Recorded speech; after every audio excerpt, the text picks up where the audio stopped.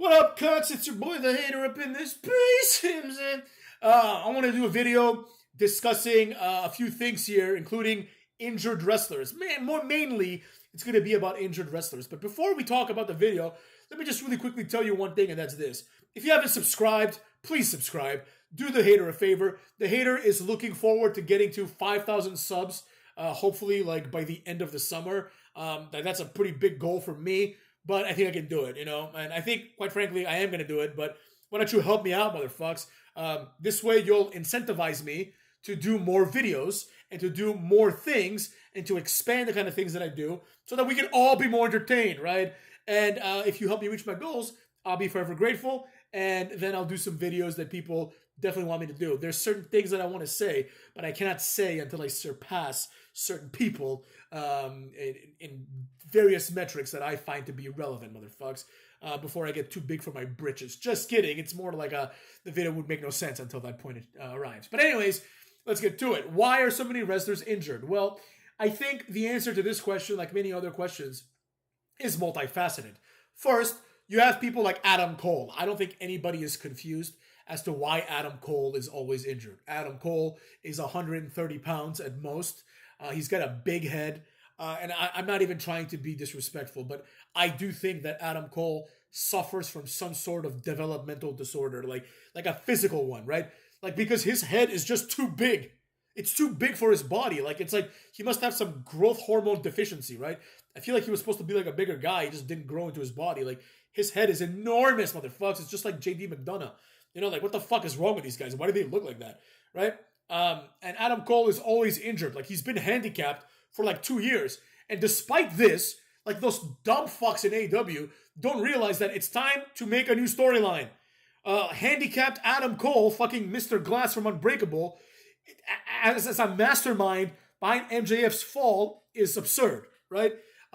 It seems now that all they're doing is waiting for Adam Cole to get better so he can beat Isaiah Swerve Scott and become the champ, right? But I really don't see why any of this needs to happen. Nevertheless, cucks. He's not the only one that's injured, right? Cody Rhodes, motherfucks. Cody Rhodes. Every time Cody Rhodes has a match, he has some injury scare, right? Why? Cody Rhodes doesn't wrestle enough. So this actually is kind of, a little bit strange, right? So it's like, how could this be? How could he get injured so much, motherfucks? But with all that being said, the truth is the truth. Cody Rhodes is also not athletic enough. Now, there are people that seldom get injured, right? But it's obviously a fact that the number and frequency of injuries has increased seemingly exponentially in the last few years, right? Like, it would make sense, right? It would make sense if someone like Ricochet gets injured because all his matches involve him, like, doing flips and falling on his ass and things of that nature, right? But this is where I come in to tell you the real truth. And that is this. Because wrestling is now treated like a real sport, the idiots that wrestle, quote unquote, are concerned with destroying their bodies, right, in order to get things done. This is incredibly stupid. Aside from freak injuries like Stone Cold getting his neck broken by that jobber, rest in peace, Owen Hart, right?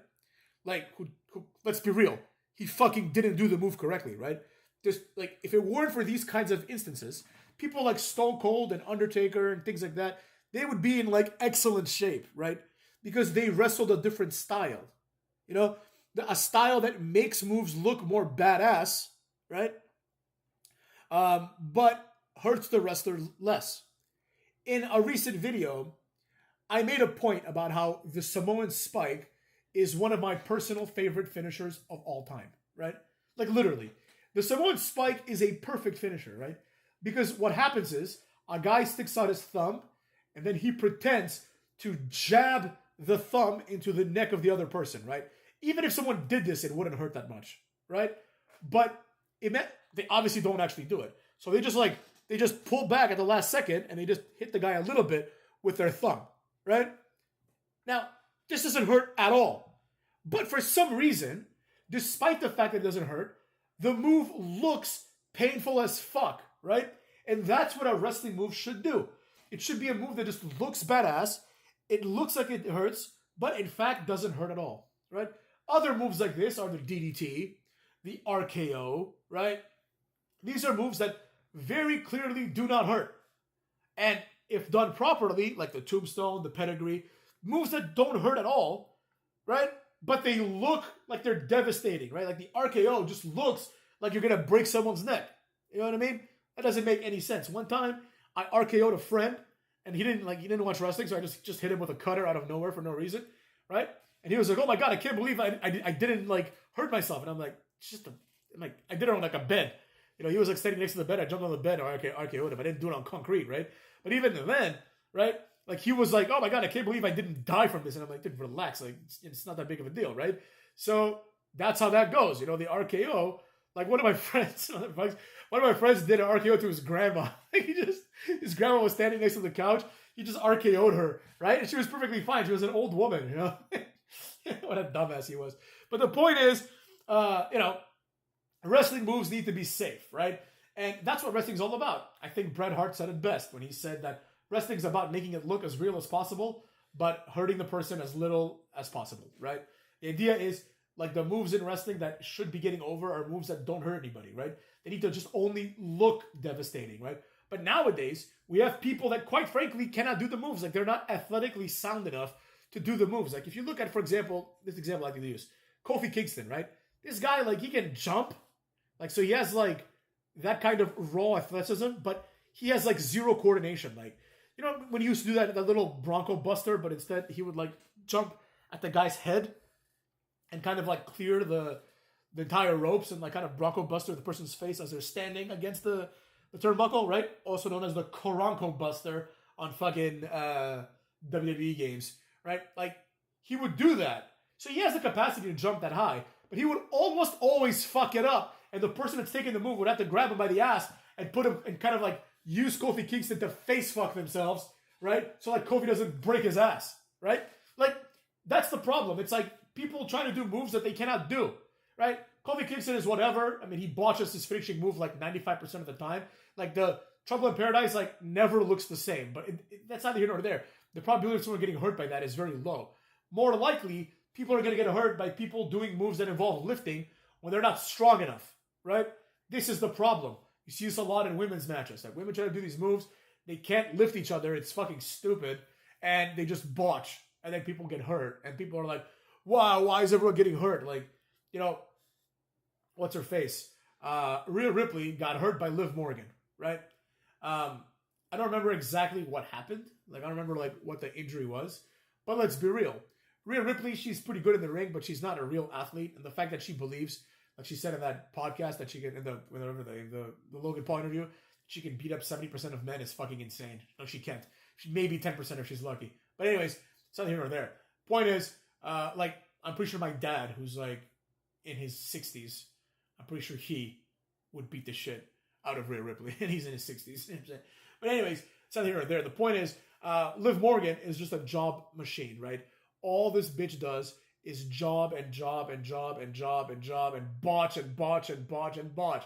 So it's like, if you're going to keep botching left and right up in this motherfuck, you know what I'm saying? Then you're going to hurt somebody, right? So the idea about people doing botchy moves, it goes beyond. It goes beyond, fucking, like, making it look good, which is obviously important. The more important part is making sure people are safe. Now you have people, like, there's this video that's making its rounds, I guess, on YouTube Shorts and probably TikTok. It's Jacob Fatu doing, like, a triple jump moonsault, essentially, like an Arabian press, right? And people are like, wow, this is amazing. First of all, it looks like shit, right? Not because, like, he can't do it, because he does it pretty well. Like, he is able to execute it. He's very athletic for his size, right? But the Arabian press part, right, where he just, or the Azteca press, as Umberto calls it, right? That part where he just puts his fat ass on the top rope and lets his body do a backflip, basically, and hit the guy. That part looked fake as shit, because he clearly didn't land on the guy at all, right? So it's like, don't do this intricate move and then obviously not land on the guy. And some of the comments pointed this out, but instead of saying like the move looked like shit, everyone was like, wow, he really protected his opponent. Bro, if you cannot do the move, right? If you cannot do the move correctly, don't do it. It's as simple as that. Correctly means you have to make it both look good and not hurt somebody. You can't do it? Stick to the Samoan spike. Stick to the horse shit that you know. The Samoan drop, the Samoan spike. I will say one thing about Samoans. For better or for worse, a lot of their moves are like no pain moves. Right? Like the ass of the corner, they don't really hit the guy's face. They just lift their ass up a little bit and hit the middle turnbuckle. Right? It just looks devastating. The Samoan spike, it just looks devastating. Hey, wait a second. Maybe the Samoans are the best wrestlers of all. You know what I'm saying? Maybe I've been wrong the whole time, cucks.